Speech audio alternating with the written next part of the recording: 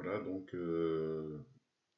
la partie 2 qui concernait les orientations des façades. Donc sur le texte, on dit l'orientation d'une façade est le point cardinal qui lui fait face. C'est-à-dire que c'est, on va indiquer dans la direction dans laquelle on regarde la façade. Là, on vous montre la course du soleil qui se lève est, qui est au zénith, c'est-à-dire au plus haut dans le ciel lorsqu'il est sud. Et enfin, le soleil se couche à l'ouest. Voilà, donc par rapport à ce qu'on observe, on a ici le point cardinal est.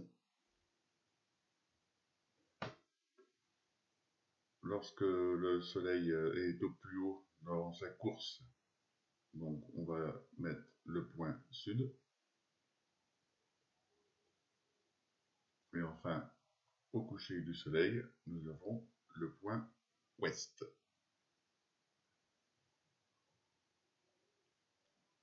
Voilà. On va passer maintenant à l'exercice 2. On vous demandait donc de reporter sur la petite rose des vents qui est située sur la maison en complétant avec les abréviations. Hein. On va mettre, on va abréger parce qu'il n'y a pas trop de place. Donc là, on retrouve par rapport à notre schéma le point cardinal nord. On en déduit donc le point cardinal est.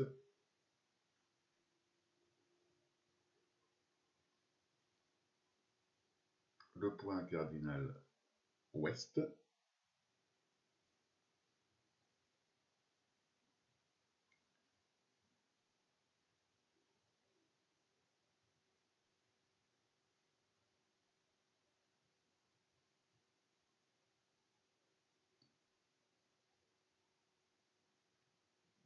Voilà. Ensuite, on a donc forcément à l'opposé le point cardinal sud. Et on va noter les points cardinaux intermédiaires, à savoir le point sud-est, le point cardinal nord-ouest. Ensuite, sur cet exercice, et le point cardinal nord-est qu'on en déduit. Sur cet exercice, on vous demandait donc de retrouver vers quel pôle est orientée notre façade. Hein, si on voit là, on voit la petite porte, là, on est orienté vers le pôle nord. Et ensuite, avec la petite trame qui correspond donc à notre rose des vents, on va retrouver les points cardinaux avec ce qu'on voit sur le petit schéma d'à côté. Hein. Donc on a l'orientation nord, on va abréger avec la lettre N. Donc on en déduit dans l'alignement du point cardinal nord à l'opposé le point cardinal sud. On prend donc les points cardinaux situés à 90 degrés par rapport au nord. Donc on va positionner le point cardinal est et à l'opposé le point cardinal ouest.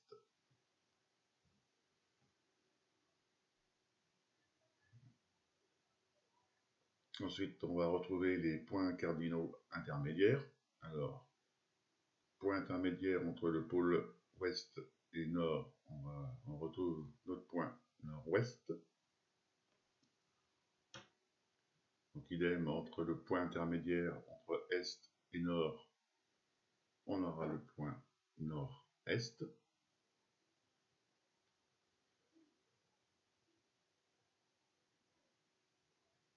Même raisonnement pour les pôles intermédiaires entre le sud et l'est. Voilà, on essaie de prendre le segment du milieu. Ici, on a le pôle sud-est. Et là, on va retrouver donc le point cardinal sud-ouest, toujours en prenant le segment intermédiaire, ou milieu. Voilà, donc entre les pôles intermédiaires et les points cardinaux, on a également d'autres orientations qui sont situées, vous voyez, au milieu approximativement. Enfin, c'est même pas approximatif. Ici, on a le pôle donc nord-ouest-ouest, puisqu'il qui est plus orienté vers l'ouest que vers le nord.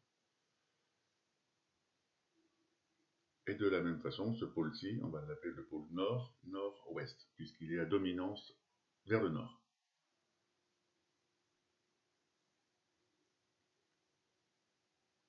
Et même chose pour ce point cardinal sud-sud-est.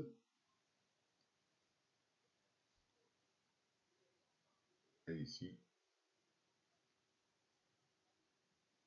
on complète de la même façon les autres pôles intermédiaires. Voilà, sud-sud-ouest pour finir.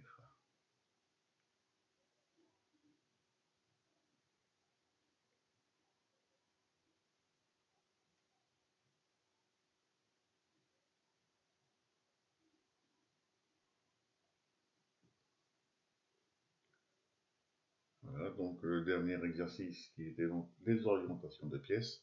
Alors, bien lire le texte, hein. On vous dit sur le...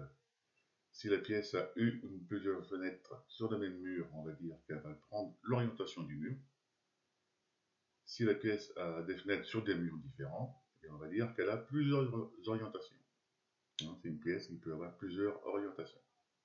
Et si cette pièce n'a pas de fenêtre, on va dire qu'elle est aveugle. Donc là, ce qu'on voit sur la fenêtre de notre chambre, elle regarde d'une part vers le nord et l'autre vers le sud, vers l'est. Vous voyez, vers la montagne.